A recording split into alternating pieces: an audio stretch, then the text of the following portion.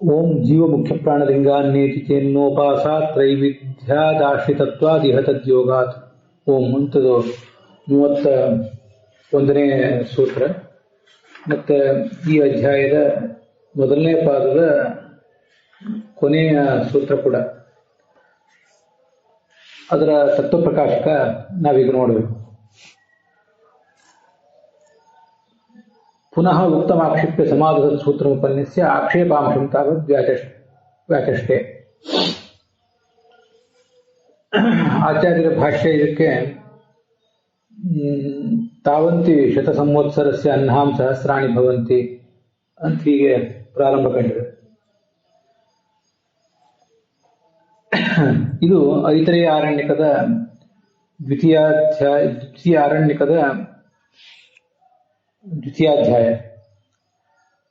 ಸೂರ್ಯಾಂತರ್ಗತ ನಾರಾಯಣನೇ ಜೀವ ಶರೀರಾಂತರ್ಯಾಮಿ ಅಂತ ವಿಭಾಗದಲ್ಲಿ ಶ್ರೋತೃಗಳು ಅದನ್ನು ಗಮನಿಸಬಹುದು. ಈಗ ನಾವು ಭಗವಂತ ಸರ್ವಶಬ್ದವಾಚ್ಯನಾಗಿದ್ದಾನೆ, ಪ್ರಾಣಶಬ್ದವಾಚ್ಯನೂ ಅವನೇ ಆಗಿದ್ದಾನೆ ಅನ್ನೋದನ್ನು ಸಮರ್ಥಿಸಿದೆವು. ನಾವು ಹೇಳಿದ್ದನ್ನ ನಿರಾಕರಣೆ ಮಾಡುವಂತಹ, ನಾವು ಹೇಳಿದ್ರ ಮೇಲೆ ಆಕ್ಷೇಪ ಮಾಡುವಂತಹ ಅಂಶಗಳು ಬಂದರೆ, ಅದನ್ನ ಪ್ರತಿವಾದಿಗಳು ಹೇಳಿದರೆ, ಆ ಆಕ್ಷೇಪಕ್ಕೆ ಸಮಾಧಾನ ಹೇಳುವಂತಹ ಸೂತ್ರವನ್ನ ಉಪನ್ಯಾಸ ತೋರಿಸಿ, ಇದೇ ಸೂತ್ರ ಜೀವ ಮುಖ್ಯ ಪ್ರಾಣಲಿಂಗಾತ್ ಅಂತ ಸೂತ್ರ ತೋರಿಸಿ ಆ ಸೂತ್ರವನ್ನು ವ್ಯಾಖ್ಯಾನ ಮಾಡಬೇಕು. ಅದಕ್ಕಿಂತ ಮುಂಚೆ ಆಕ್ಷೇಪಾಂಶಂ ತಾವದ್ ವ್ಯಾಚಷ್ಟೆ. ಆಕ್ಷೇಪದ ಅಂಶ ಏನಿದೆ ಅದನ್ನ ಮೊದಲು ನಾವು ನೋಡಬೇಕು. ಆ ಸೂತ್ರದಲ್ಲೇ ಜೀವ ಮುಖ್ಯ ಪ್ರಾಣಲಿಂಗಾತ್ ನ ಇಷ್ಟು ಆಕ್ಷೇಪಾಂಶವೇ ಇದೆ. ಇತಿಚೇನ್ನ ನೀವು ಹೇಳಿದ ಸರಿಯಲ್ಲ, ಉಪಾಸ ತ್ರೈವಿಧ್ಯಾಶ್ರಿತತ್ವಾದಿಹ ತದ್ಯೋಗಾತ್ ಅಂತ ಮುಂದೆ ಅದಕ್ಕೆ ಉತ್ತರ ಇದೆ. ಆಕ್ಷೇಪಾಂಶವನ್ನ ಸೂತ್ರದಲ್ಲೇ ತಗೊಂಡಿದ್ದಾರೆ. ಏನದು ಈ ವಿಷಯ ಅಂದ್ರೆ, ಆಚಾರ್ಯರ ಭಾಷ್ಯದಲ್ಲಿ ಆಚಾರ್ಯರು ವ್ಯಾಚಷ್ಟೆ ತಾವಂತಿ ಶತಸಂವತ್ಸರಸ್ಯ ಅಹ್ನಾಂ ಸಹಸ್ರಾಣಿ ಭವಂತಿ ಅಂತ ಇತಿ ಜೀವಲಿಂಗಂ ಪ್ರಾಣ ಸಂವಾದಾದಿ ಮುಖ್ಯ ಪ್ರಾಣಲಿಂಗಂ ತಸ್ಮಾನ್ನ ಇತಿ ಚೇನ್ನ. ಭಗವಂತನೇ ಪ್ರಾಣಶಬ್ದ ವಾಚ್ಯ ಅಂತ ನೀವು ಅಂದ್ರೆ ಅದು ಸರಿಯಲ್ಲ. ಜೀವನೇ ಪ್ರಾಣಶಬ್ದ ವಾಚ್ಯ ಆಗಬೇಕು, ಅಥವಾ ಮುಖ್ಯ ಪ್ರಾಣನೇ ಜೀವ ಶಬ್ದ ವಾಚ್ಯ ಆಗಬೇಕು. ತಸ್ಮಾತ್ ಆದ್ರಿಂದ ನ ಮುಖ್ಯ ಭಗವಂತನೇ ಜೀವ ಪ್ರಾಣಶಬ್ದ ವಾಚ್ಯ ಅಂತ ನೀವು ಹೇಳಿದ್ ಸರಿಯಲ್ಲ, ಇತಿ ಚೇನ್ನ ಸರಿಯಲ್ಲ ಅಂತ ಮುಂದೆ ಉತ್ತರ ಕೊಟ್ಟಿದ್ದಾರೆ. ಈಗ ತತ್ವಪ್ರಕಾಶಿಕ ನೋಡೋಣ. ಇಷ್ಟೆಲ್ಲ ನೀವೇನೋ ಹೇಳಿದ್ರಿ, ಆದರೆ ಹಿಂದೆ ಪ್ರತಿಪಾದಿತನಾದ ಪ್ರಾಣ ವಿಷ್ಣು ಅಲ್ಲ.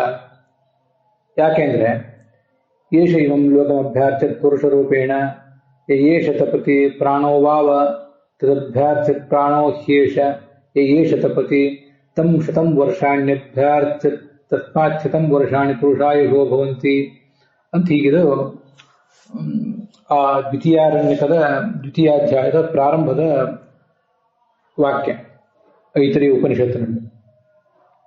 ಸೂರ್ಯಾಂತರ್ಗತ ನಾರಾಯಣನೇ ಜೀವ ಶರೀರಾಂತರ್ಯಾಮಿ ಅಂತ ಅದರ ಅಂಶ, ಅದರ ಹೆಡ್ಡಿಂಗ್. ಅದರಲ್ಲಿ ಪ್ರಾಣೋ ಶೇಷ ತಪತಿ ಅಂತಿಷ್ಟು ಬಂದಿದೆ. ಅದಾದ್ಮೇಲೆ ಮುಂದೆ ತಂ ಶತಂ ವರ್ಷಾಣ್ಯಭ್ಯಾರ್ಚ ತಂ ಶತಂ ವರ್ಷಾಣಿ ಪುರುಷಾಯುಷೋ ಭವಂತಿ ಅಂತ ಮತ್ತೊಂದು ಪ್ಯಾರಾಗ್ರಾಫ್ ಆದಮೇಲೆ ನಾವು ಅದನ್ನ ನೋಡ್ಬೋದು. ಎಲ್ಲ ಋಷಿ ನಾಮಗಳು ಭಗವಂತನ ನಾಮಗಳು ಅಂತ ಮುಂದೆ ಬರೋದು ಒಂದು 2-3 ಪೇಜಿನ ನಂತರ ಬರ್ತದೆ. ಅಂತೂ ಉಪನಿಷತ್ತಿನ ಮುಂದುವರೆದ ಭಾಗನೇ ಅದು. ಅದಕ್ಕೆ ಏನರ್ಥ, ಅದನ್ನ ಯಾಕೆ ಪೂರ್ವ ಪಕ್ಷದವರು ತಗೊಂಡಿದ್ದಾರೆ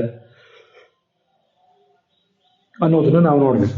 ಈ ಉಪನಿಷತ್ತಿನ ಅರ್ಥವನ್ನು ನಾವು ನೋಡುವಾಗ ಅಲ್ಲಿ ಎಲ್ಲ ಕಡೆನೂ ಕೂಡ ಸಿದ್ಧಾಂತದ ದೃಷ್ಟಿಯಿಂದ ಏನು ಅರ್ಥ ಅದನ್ನೇ ಬರೆದಿರ್ತಾರೆ. ಸಿದ್ಧಾಂತದ ದೃಷ್ಟಿಯಿಂದ ಬರೆದಿರುವಂತಹ ಅರ್ಥವನ್ನು ನೋಡಿದ ಮೇಲೆ ನಮಗೆ ಪೂರ್ವ ಪಕ್ಷ ಬರೋದೇ ಇಲ್ಲ.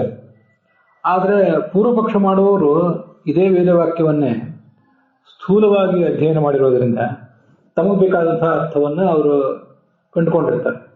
ಆದ್ರಿಂದ ಅವರಿಗೆ ಅದು ಸಮಸ್ಯೆ ಕಾರಣ ಆಗಿರ್ತದೆ ಅಷ್ಟೇ. ಈ ಇತಿ ಪ್ರಾಣಸ್ಯ ಉಕ್ತ ಶತಾಯುಷ್ಟ್ವಸ್ಯ ಉಪರ್ಯಪಿ ತಾವಂತಿ ಇತ್ಯಾದಿನ ಬಹುಲಸ್ಥರೇಷು ಅನುಸಂಧಾನಾತ್ ಶತಾಯುಷ್ಟ್ವಸ್ಯ ಜೀವಲಿಂಗತ್ವಾತ್ ಶತಾಯುರ್ವೈ ಪುರುಷಃ ಇತ್ಯಾದಿ ಶ್ರುತೇಃ. ಈಗ ಇಲ್ಲೇನು ಪ್ರಶ್ನೆ ಮಾಡ್ತಿದ್ದಾರೆ ಅಂದ್ರೆ, ಇಲ್ಲಿ ಶತಾಯುಷ್ವವನ್ನ ವರ್ಣನೆ ಮಾಡಿದಾರಲ್ಲ, ಶತಂ ವರ್ಷಾಣ್ಯಭ್ಯರ್ಚತ ಶತಂ ವರ್ಷಾಣಿ ಪುರುಷಾಯುಷೋ ಭವಂತಿ ಅಂತ. ಇಲ್ಲಿ ಪ್ರಾಣ ಅನ್ನುವ ಒಂದು ತತ್ವಕ್ಕೆ ಶತಾಯುಷ್ವವನ್ನ ಹೇಳಿದ್ದಾರೆ, 100 ವರ್ಷ ಅದರ ಆಯುಷ್ಯ ಅಂತ ಹೇಳಿದ್ದಾರೆ. ಅದು ಮುಂದೆನೂ ಕೂಡ ಐತರಿ ಉಪನಿಷತ್ತಿನಲ್ಲಿ ಮುಂದೆನೂ ಕೂಡ ಬಹುಲ ಸ್ಥಳೇಶು ಅನೇಕ ಕಡೆ ಆ ಶತಾಯುಷ್ವತ್ವಕ್ಕೆ ಬರ್ತದೆ. ಸರಿ, ಈ ಶತಾಯುಷ್ವ ಅನ್ನೋದು ಯಾರ ಲಿಂಗ ಅಂತ ಸ್ವಲ್ಪ ನಾವು ವಿಚಾರ ಮಾಡಬೇಕು. ಇಲ್ಲಿ ಪ್ರಾಣನ ಬಗ್ಗೆ ಹೇಳಿದ್ದಾರೆ. ಪ್ರಾಣ ಯಾರು? ವಿಷ್ಣು ಅಂತ ನೀವು ಅಂತೀರಿ, ಇನ್ಯಾರೋ ಬೇರೆಯವನಾಗಿದ್ದಾರೆ ಅಂತ ನಾವು ಆಲೋಚನೆ ಮಾಡ್ತೇವೆ.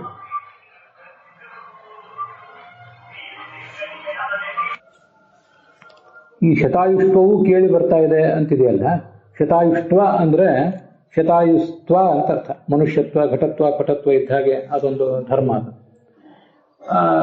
ಷ್ಟುತ್ವ ಸಂಧಿಯಾಗಿ ಶತಾಯುಷ್ ಎಂಬಲ್ಲಿ ಶ ಇರುವುದರಿಂದ ಶತಾಯುಷ್ವ ಅಂತ ಹೀಗಾಗಿದೆ ಅಷ್ಟೆ. ಹೀಗೆ ಅದನ್ನು ತಿಳ್ಕೊಳ್ಬೇಕು. ಶತಾಯುಷ್ವಸ್ಯ ಅನುಸಂಧಾನ ಅಂತ ಮುಂದೆ ಅಲ್ಲಿಗೆ ಅನ್ವಯ. ಶತಾಯುಷ್ವ ಅಂತ ಅನ್ನೋದು ಆ ಉಪನಿಷತ್ತಿನಲ್ಲಿ ಮುಂದೆ ಅನೇಕ ಕಡೆ ಕೇಳಿ ಬರ್ತಾ ಇದೆ. ಉಪನಿಷತ್ತಿನಲ್ಲಿ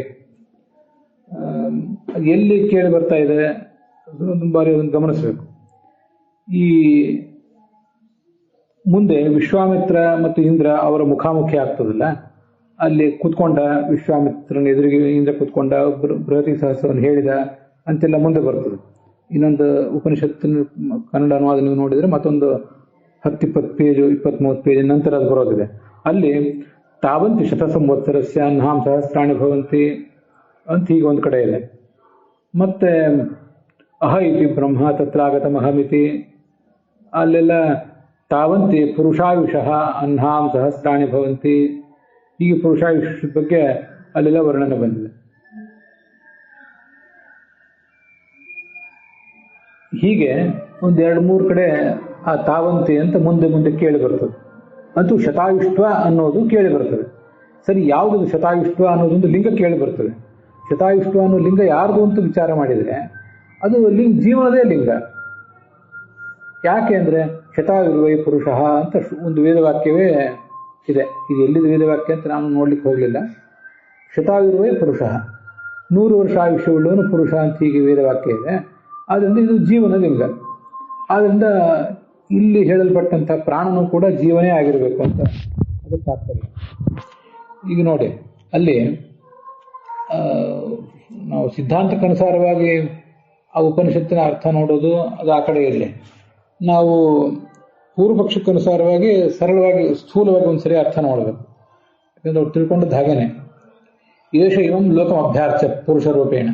ಈ ಜೀವ ಅಂತ ಯಾವನೊಬ್ಬ ಬಂದ, ಅವನು ಪುರುಷ ರೂಪದಿಂದ ಬಂದ. ಏಷ ತಪತಿ. ತಪತಿ ಅಂತ ಯಾಕಿದೆ? ಅವನೇನು ಈ ಜೀವನವನ್ನು ಬಿಸಿಲು ಕೊಡ್ತಾ ಇದ್ದಾನ? ಅದೆಲ್ಲ ಈ ಪ್ರಶ್ನೆ ಮಾಡಬಾರ್ದು. ಸ್ಥೂಲವಾದ ಪ್ರಶ್ನೆ ಅದು. ಏಷ ತಪತಿ ಪ್ರಾಣ ಭಾವ ತದಭ್ಯಾರ್ಚತ. ಪ್ರಾಣೋ ಶೇಷ, ಇವನೇ ಈ ಪ್ರಾಣ ಶಬ್ದವಾಚ್ಯನಾಗಿದ್ದಾನೆ. ತಂ ಶತಂ ವರ್ಷಾಣಿ ಅಭ್ಯಾರ್ಚತ. 100 ವರ್ಷ ಕಾಲ ಅವನು ಬದುಕ್ತಾನೆ. ಯಾಕಂದ್ರೆ 100 ವರ್ಷ ಅನ್ನೋದು ಪುರುಷನ ಆಯುಷ್ಯ ಅಂತ. ಹೀಗೆ ಪ್ರಾಣನಿಗೆ ಶತಾಯುಷ್ಕ ಕೇಳಿ ಬಂದಿದೆ.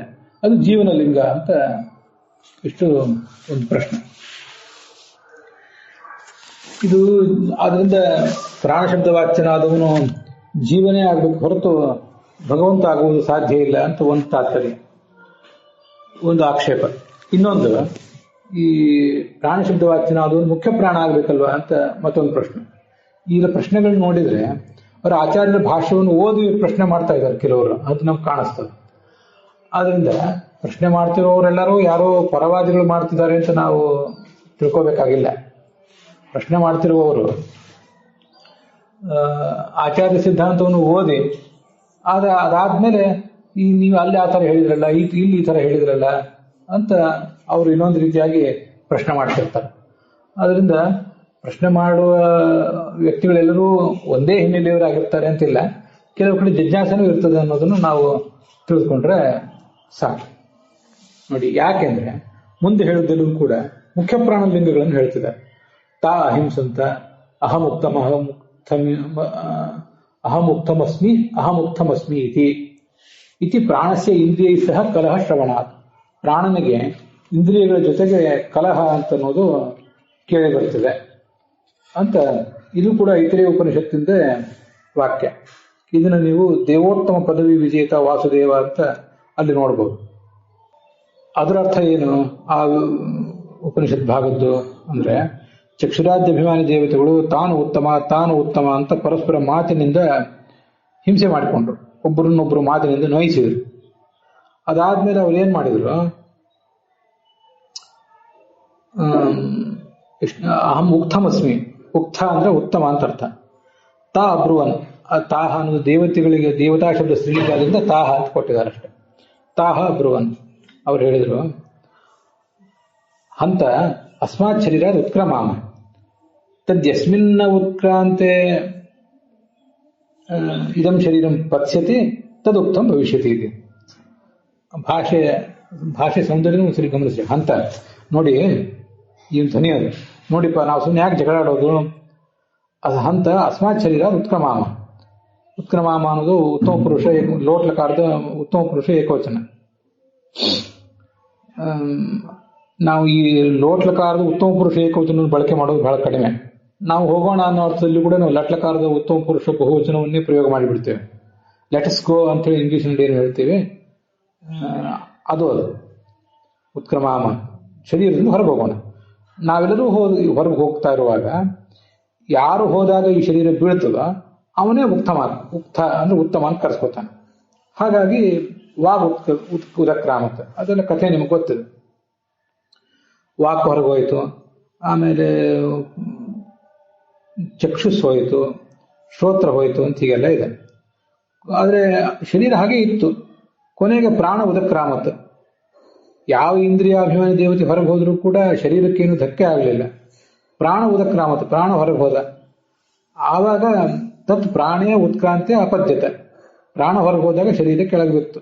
ತದ್ ಅಶೀದ್ಯತೆ, ಆವಾಗ ಆ ಶರೀರ ಅಂತ ಅನ್ನೋದು ಕ್ಷೀಣವಾಗಲಿಕ್ಕೆ ತೊಡಗಿತು ಅಂತ.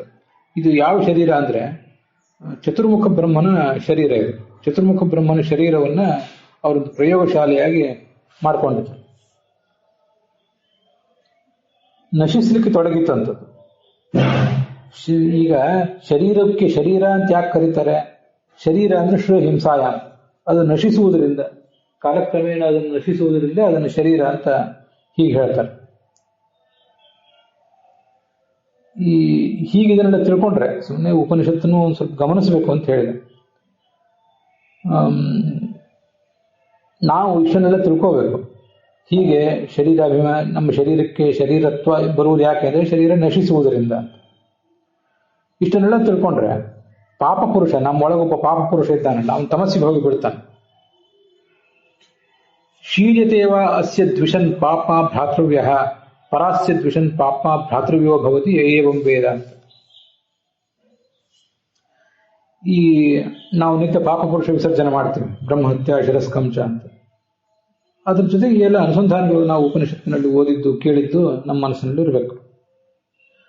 ಮುಖ್ಯ ಪ್ರಾಣ ಹೊರಗೆ ಹೋದಾಗ ಶರೀರ ಬಿತ್ತು, ಮತ್ತೆ ಮುಖ್ಯ ಪ್ರಾಣ ಒಳಗೆ ಬಂದಾಗ ಶರೀರ ಎದ್ದು ನಿಲ್ತದೆ ಅನ್ನೋ ತತ್ವ ನಮ್ಗೆ ಗೊತ್ತಿದ್ರೆ, ಮುಖ್ಯ ಪ್ರಾಣನ ಹೆಸರು ತಗೊಂಡ್ರೇನೆ, ಅವ್ನು ನೆನಪು ಮಾಡ್ಕೊಂಡ್ರೇನೆ ನಮ್ಮ ಒಳಗಿರುವ ಪಾಪ ಪುರುಷ ಎದ್ದು ಹೋಗ್ತಾನೆ, ತಮಸ್ಸಿಗೆ ಹೋಗಿ ಬೀಳ್ತಾನೆ.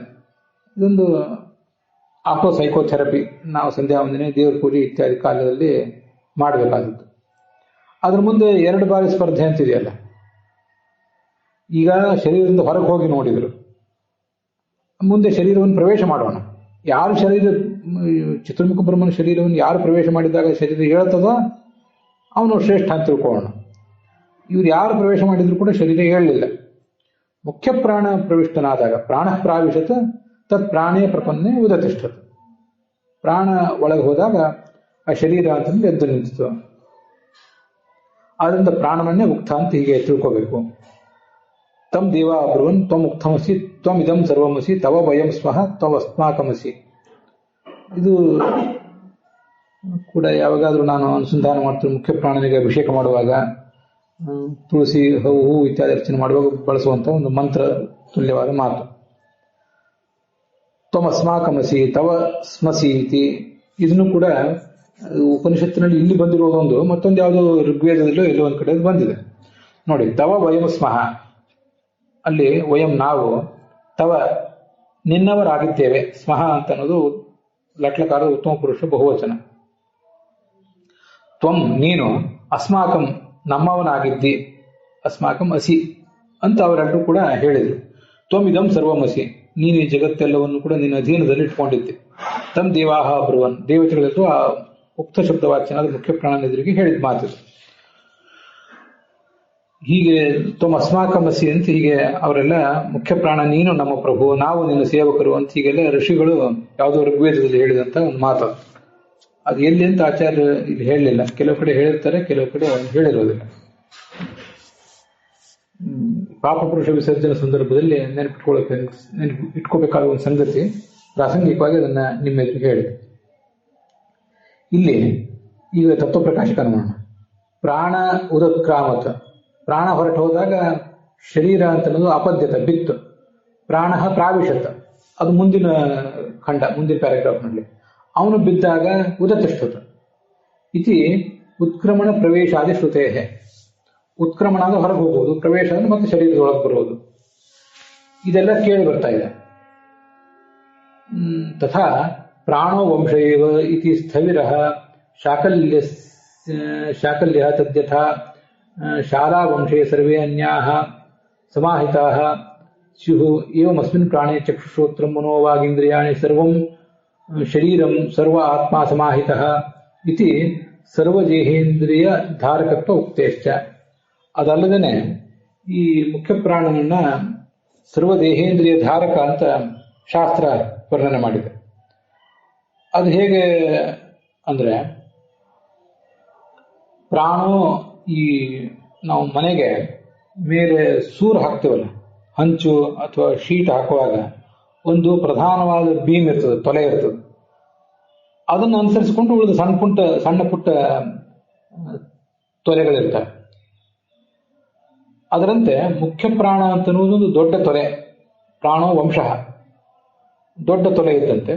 ಉಳಿದವರೆಲ್ಲರೂ ಕೂಡ ಸಣ್ಣ ಸಣ್ಣ ತೊಲೆಗಳಿದ್ದಂತೆ ಅಂತ ಅವನನ್ನ ವರ್ಣಿಸಿದ್ದಾರೆ. ಇದು ಶಾಕಲ್ಯ ಅನ್ನೋ ಋಷಿ ಒಬ್ಬನಿಗೆ ಹೇಳಿದಂಥ ಒಂದು ಮಾತು.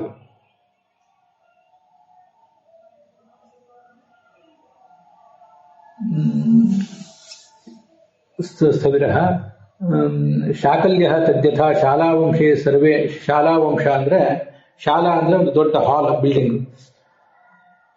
ಅದರ ವಂಶ ಅಂದ್ರೆ ಬಿದಿರಿನ ಒಂದು ದೊಡ್ಡ ತೊಲೆ. ಅದರಲ್ಲಿ ಸರ್ವೇ ಅನ್ಯ ವಂಶಾ ಸಮಾಹಿತಾ, ಉಳಿದ ಸಣ್ಣ ಪುಟ್ಟ ತೊಲೆಗಳೆಲ್ಲವೂ ಕೂಡ ಈ ದೊಡ್ಡ ತೊಲೆಯನ್ನು ಅವಲಂಬಿಸಿಕೊಂಡಿರ್ತಾರೆ. ಏವಂ ಅಸ್ಮಿನ್ ಪ್ರಾಣೆ, ಈ ಪ್ರಾಣನಲ್ಲಿ ಚಕ್ಷು ಶ್ರೋತ್ರಂ ಮನೋವಾಗೀಂದ್ರಿಯಾಣಿ ಶರೀರಂ ಸರ್ವ ಆತ್ಮ ಸಮಾಹಿತಃ ಇದು ಸರ್ವ ಜೀವೇಂದ್ರಿಯ ಧಾರಕತ್ವ ದೇಹಧಾರಕತ್ವ ಉಕ್ತೇಷ್ಟ. ಸರ್ವ ಜೀವರನ್ನು, ಸರ್ವ ಇಂದ್ರಿಯಗಳನ್ನು, ದೇಹವನ್ನು ಧರಿಸಿದ್ದಾನೆ ಮುಖ್ಯ ಪ್ರಾಣ ಅಂತ ಹೀಗೆ ಬಂದಿದೆ. ಉಪನಿಷತ್ನಲ್ಲಿ ವೃದ್ಧ ಸ್ಥವಿರ ಶಾಕಲ್ಯ ಅಂತಿದೆಯಲ್ಲ, ಸ್ಥವಿರ ಅಂದ್ರೆ ವೃದ್ಧ ಅಂತ ಅರ್ಥ. ಅದಕ್ಕೆ ಆ ಶಬ್ದಕ್ಕೆ ಹಾಗರ್ಥ. ಅದಕ್ಕೆ ಆ ಉಪನಿಷತ್ತನ್ನು ಅನುವಾದ ಮಾಡುವವರು ವೃದ್ಧ ಶಾಕಲ್ಯ ಅಂತ ಮಾಡಿರ್ತಾರೆ. ಅದರ ಅರ್ಥ ಏನಂದ್ರೆ ಬೇರೆ ಏನಲ್ಲ, ಸೀನಿಯರ್ ಜೂನಿಯರ್ ಅಂತ ಅರ್ಥ. ಅದು ಉಪನಿಷತ್ತಿನ ಪ್ರಸಂಗ ಅದೆಲ್ಲ ನಮ್ಗೆ ಗೊತ್ತಿದ್ರೆ ಅಷ್ಟೇ ಗೊತ್ತಾಗ್ತದೆ. ಈಗ ಜೂನಿಯರ್ ಪಾಂಡುರಂಗಿ, ಸೀನಿಯರ್ ಪಾಂಡುರಂಗಿ ಅಂತೇಳಿ ಹೀಗೆಲ್ಲ ಅಂತಿರ್ತಾರಲ್ಲ, 2-3 ಜನ ಪಾಂಡುರಂಗಿಗಳು ಇದ್ದಾಗ ಅದರಲ್ಲಿ ಜೂನಿಯರ್ ಪಾಂಡುರಂಗಿ ಹೀಗೆ ಹೇಳಿದ್ರು, ಸೀನಿಯರ್ ಪಾಂಡುರಂಗಿ ಹೀಗೆ ಹೇಳಿದ್ರು ಅಂತ ಕೆಲವು ಕಡೆ ನಾವು ಹೇಳ್ತಿರ್ತೀವಲ್ಲ, ಆ ಥರದ ಭಾಷಾ ಪ್ರಯೋಗ ಅಷ್ಟೇ. ಅದು ಆ ಶಾಕಲ್ಯರು ಅನೇಕ ಜನ ಇದ್ರು. ಅದರಲ್ಲಿ ಸ್ಥವಿರ ಶಾಕಲ್ಯರು ಮುಖ್ಯ ಪ್ರಾಣನ ಮಹಿಮೆಯನ್ನ ಹೇಳಲಿಕ್ಕೆ ತೊಡಗಿದ್ರು.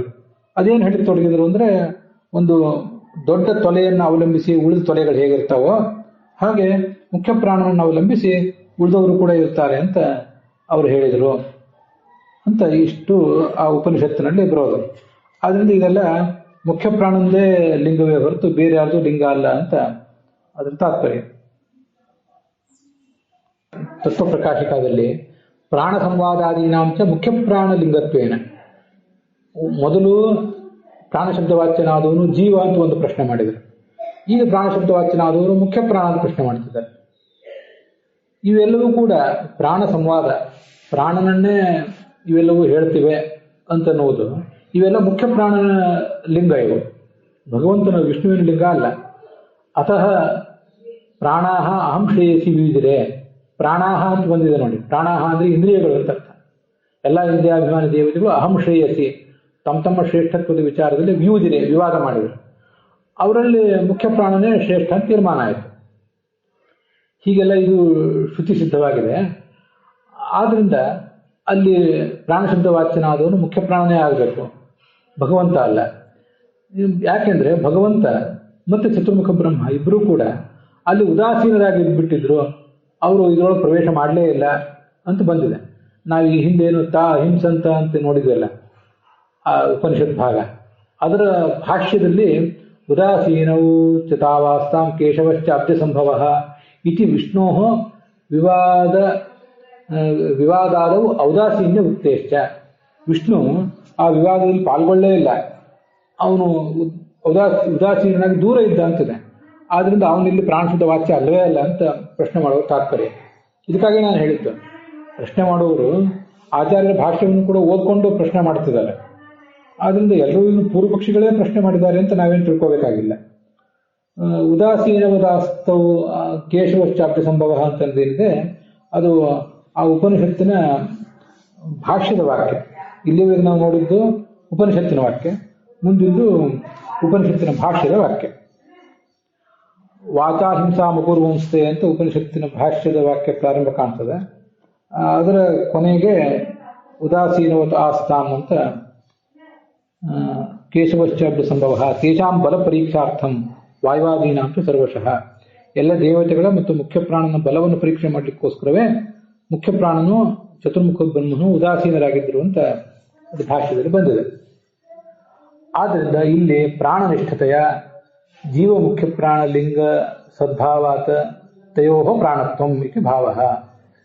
ಅದರಿಂದ